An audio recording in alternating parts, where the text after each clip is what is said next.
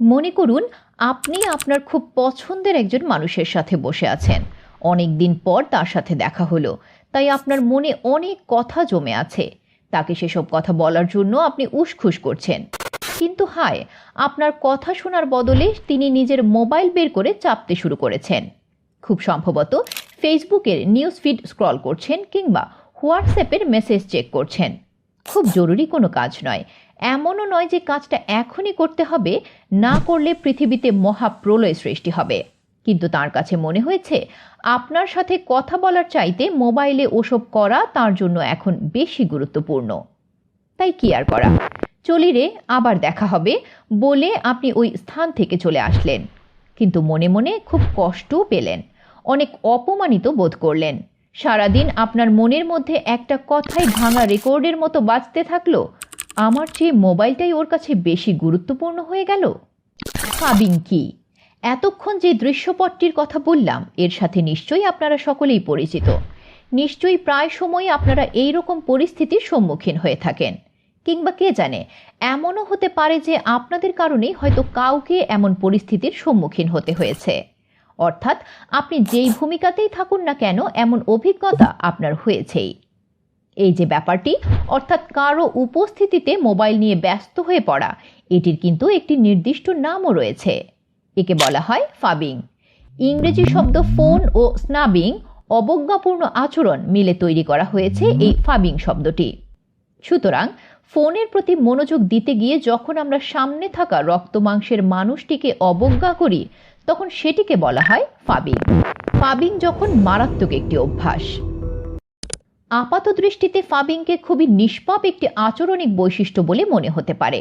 অনেকেই ভেবে বসতে পারেন, সারাক্ষণ কারোর মুখের দিকে তাকিয়ে থাকা যায় নাকি? একটু যদি মোবাইলটা হাতে নিই, মেসেঞ্জারটা বা ইনস্টাগ্রামটা যদি খুলে দেখি কোনো আপডেট আছে কিনা, তাতে কি এমন মহাভারত অশুদ্ধ হয়ে যাবে?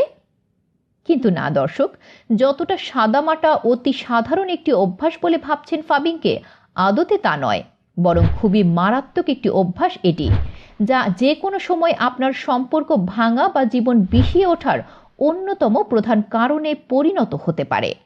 ঘনিষ্ঠতা নষ্ট করে। শুনতে রূঢ় শোনাতে পারে, কিন্তু বাস্তবতা হলো আপনি যখন আপনার সামনে থাকা মানুষটির বদলে নিজের মোবাইলের দিকে মুখ গুজে বসে থাকেন, তখন আপনি নিজের অজান্তেই তাকে একটি অব্যক্ত সংকেত দিয়ে দেন, এই যে মশাই, আপনি কিন্তু আমার কাছে অত বেশি জরুরি কিছু নন, তাই তো আপনাকে রেখে আমি মোবাইলের দিকে তাকিয়ে আছি।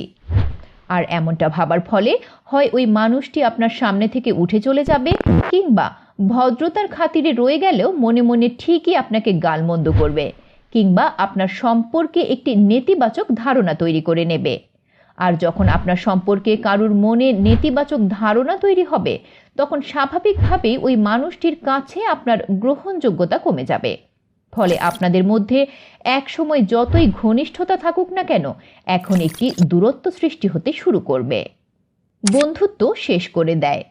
আপনি যখন আপনার সামনের বন্ধুটিকে বাদ দিয়ে ভার্চুয়াল জগতের বন্ধুটিকে মেসেজ পাঠাচ্ছেন, তার মানেটা কি দাঁড়াচ্ছে? তার মানে দাঁড়াচ্ছে এই যে, সামনাসামনি থাকা বন্ধুটির চেয়ে ভার্চুয়াল জগতের বন্ধুটি আপনার কাছে বেশি মূল্যবান। আর বন্ধুত্বের ক্ষেত্রে সবসময় একটা মানবিবান মানসিক টানাপোড়েনের জায়গা থাকে। কেউই মানতে পারেন না যে তিনি যাকে বন্ধু বলে ভাবেন সেই বন্ধুটি তাকে বন্ধু ভাবেন না, কিংবা ভাবলেও অন্য আরেকজন বন্ধুর চেয়ে কম গুরুত্বপূর্ণ মনে করছেন। এই রকম যখন আপনার সামনে থাকা বন্ধুটিও ভাবতে থাকবেন, তখন থেকে আপনাদের মধ্যে বিচ্ছিন্নতা তৈরি হতে থাকবে। রোম্যান্টিক সম্পর্ককে আক্রান্ত করে। ফাবিংয়ের ফলে রোম্যান্টিক সম্পর্কেও ভাঙন ধরে। আর তা কেন ধরবে না বলুন তো? একটি সম্পর্কে খুব ছোট ছোট মুহূর্ত অনেক বেশি মূল্যবান। হয়তো প্রেমিক প্রেমিকা বা স্বামী স্ত্রী কিছুই বলছেন না, চুপ করে বসে আছেন, কিন্তু ওই নীরবতার সময়টুকু আপনাদের একান্ত নিজস্ব। ওই সময়ে যদি তৃতীয় পুরুষ কিংবা নারী হিসেবে মোবাইলের অনাহুত আবির্ভাব ঘটে, তবে তার ফলাফল হতে পারে ভয়াবহ। বিশেষত নারীরা এই বিষয়গুলোতে বেশি প্রভাবিত হয়ে থাকেন। একজন নারী হয়তো রাতের বেলা শুয়ে শুয়ে তার স্বামীকে সারাদিন কি কি হয়েছে তা বলছেন। তিনি তখন চাইবেন তার স্বামী পূর্ণ মনোযোগ দিয়ে তার কথাই শুনুক। কিন্তু তার স্বামী যদি ভাবেন এক কান দিয়ে তো শুনছি সব কথা, সেই সাথে মোবাইলটাও একটু চাপি না কেন? তাহলেই কিন্তু লঙ্কা কাণ্ড ঘটে যেতে পারে। কিংবা তেমন কিছু না হলেও ওই নারীর মনে একটা খারাপ লাগা কিন্তু ঠিকই থাকবে, যা ঠিক ওই মুহূর্তে প্রকাশিত না হলেও অন্য কোনো সময় ঠিকই বের হয়ে আসবে। ফলে তাদের সম্পর্কে বড় ধরনের ধাক্কা লাগবে।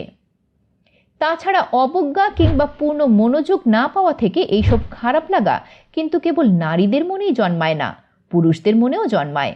হয়তো একজন পুরুষ স্বাভাবিকভাবে খুব বেশি স্পর্শকাতর নয়, কিন্তু বারবার যখন তার সাথে এমনটা ঘটতে থাকবে, তখন তিনিও একদিন ঠিকই প্রতিক্রিয়া দেখিয়ে ফেলবেন। আর সেই প্রতিক্রিয়ার সূত্র ধরে তাদের সম্পর্ক প্রায় খাদের কিনারায় চলে আসলেও অবাক হবার কিছু থাকবে না। যৌন সম্পর্ককে প্রভাবিত করে। হ্যাঁ, ফাবিং এমনকি যৌন সম্পর্কের ওপরও বাজে প্রভাব ফেলতে পারে।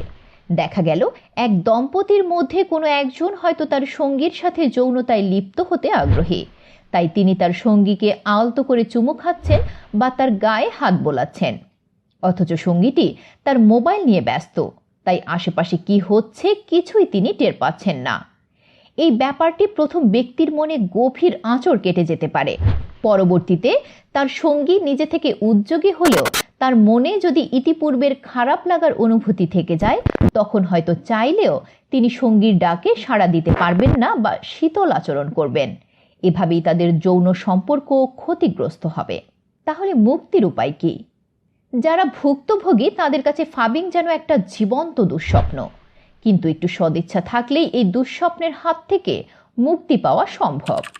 এক্ষেত্রে প্রথম উপায় হতে পারে মোবাইল ব্যবহার সীমিত করা। যুক্তরাষ্ট্রে একজন প্রাপ্তবয়স্ক ব্যক্তি দৈনিক গড়ে ৮০ বার মোবাইল চেক করেন। এর মধ্যে অধিকাংশ সময় তারা কাজটি করেন বিনা প্রয়োজনে, সেরেফ ঝোঁকের মাথায়। কিন্তু চাইলেই বারবার মোবাইল চেক করার এই প্রবণতাকে কমিয়ে আনা সম্ভব।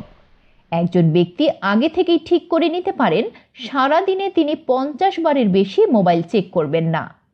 শুরুতেই হয়তো তিনি তার কাঙ্ক্ষিত লক্ষ্য অর্জন করতে পারবেন না, তবে ধীরে ধীরে মোবাইলের প্রতি তার দুর্নিবার আকর্ষণ হ্রাস পাবে এবং এক পর্যায়ে তিনি অবশ্যই মোবাইলের প্রতি আসক্তিকে নিজের নিয়ন্ত্রণে নিয়ে আসতে পারবেন। ফাবিং যেহেতু একজন ব্যক্তি করেন, কিন্তু এর প্রভাব পড়ে তার সঙ্গীর ওপর, তাই তার সঙ্গীও এই ক্ষেত্রে সক্রিয় ভূমিকা পালন করতে পারেন। কেউ যদি তার সঙ্গীর মাত্রাতিরিক্ত ফাবিংয়ে অতিষ্ঠ হয়ে যান, তাহলে তিনি তার সঙ্গীকে নিজেই বলতে পারেন, দেখো, বারবার তোমার মোবাইল চেক করা উচিত না।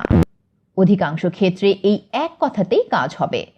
তাও যদি সেই সঙ্গী একই ভুল করে থাকেন, তাহলে তাকে ফের মনে করিয়ে দিতে হবে। এভাবেই টানা কয়েকদিন মনে করিয়ে দিতে থাকলে সমস্যাটি অনেকাংশেই নিয়ন্ত্রণে চলে আসবে। কিন্তু টানা কয়েকদিনেও যদি সমস্যার সমাধান না হয়, তাহলে আরও কঠোর কোনো পদক্ষেপ নিতে হবে। দুজনকে সম্মিলিতভাবে সিদ্ধান্ত নিতে হবে তারা যখন একে অন্যের সান্নিধ্যে থাকবেন, তখন খুব প্রয়োজন ছাড়া কোনো অবস্থাতেই মোবাইল হাতে নেওয়া যাবে না। এরকম কড়াকড়ির মাধ্যমেও মোবাইলে অতিরিক্ত ব্যবহার কমিয়ে আনা যেতে পারে। যদি ওপরের ৩টি প্রচেষ্টাতেও কোনো সুফল না পাওয়া যায়, তাহলে বুঝতে হবে ফাবিং করতে থাকা ব্যক্তিটি কোনো মানসিক সমস্যায় আক্রান্ত। আর এই মানসিক সমস্যাকে কোনো ক্রমেই হালকাভাবে নেওয়া যাবে না। সমস্যাটির গভীরতা উপলব্ধি করতে হবে এবং তাকে কোনো মনোচিকিৎসকের কাছে নিয়ে গিয়ে তার কাউন্সেলিং করাতে হবে। শেষ কথা, বিজ্ঞান ও প্রযুক্তি যে আমাদের জীবনে কি বিশাল আশীর্বাদ স্বরূপ, তা ঠিক বলে বোঝানো সম্ভব না। কিন্তু নিজেদের দোষেই অনেক সময় আমরা এই আশীর্বাদটিকেই অভিশাপে রূপান্তরিত করে ফেলি। ফাবিংয়ের কারণেও ঠিক এমনটাই হচ্ছে। মোবাইল আমাদের এত দরকারি একটা জিনিস, অথচ ফাবিংয়ের কারণে সেই মোবাইলকেই আমরা উপদ্রবে পরিণত করেছি। কিন্তু সকল সমস্যার সমাধানেই প্রাথমিক পর্যায় হলো সচেতনতা। একবার যদি কেউ ফাবিংয়ের নেতিবাচক দিক সম্পর্কে সচেতন হন, তাহলে দেরিতে হলেও তিনি এই বদভ্যাসটি থেকে মুক্তি লাভ করতে পারবেন। যেহেতু এতদিন ফাবিং সম্পর্কে অনেকেরই কোনো ধারণা ছিল না, তাই আশা করা যেতে পারে এই ভিডিওটি তাদেরকে সেই প্রয়োজনীয় ধারণাটি দিতে পেরেছে। ফলে ভবিষ্যতে তারা নিজেরাই এই সমস্যাটি মোকাবেলা করতে পারে।